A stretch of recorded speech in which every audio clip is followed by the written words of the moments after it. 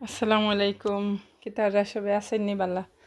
আলহামদুলিল্লাহ আমি ভালো আছি। তো আজকে একটা ইম্পর্টেন্ট ভিডিও নিয়ে আইলাম।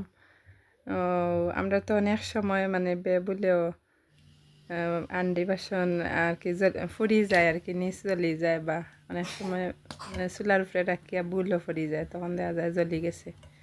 তো আজকে আমি দেখাইমো কিলাহানি সহজে আর কি জ্বলা দাগ কিলাহান তুলবা।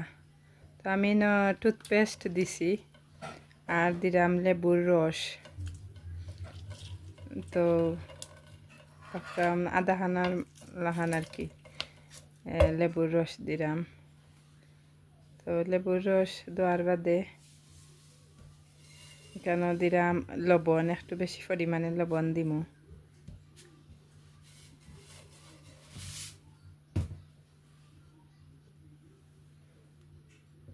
তো লবণ দেওয়া হয়ে গেছে, তো একটু পানি দিয়া আমি 20 মিনিট আধা ঘন্টার মতন আর কি ভিজাইয়া রাখি দিমু। আপনারা চাইলে আরও কমও রাখতে পারেন।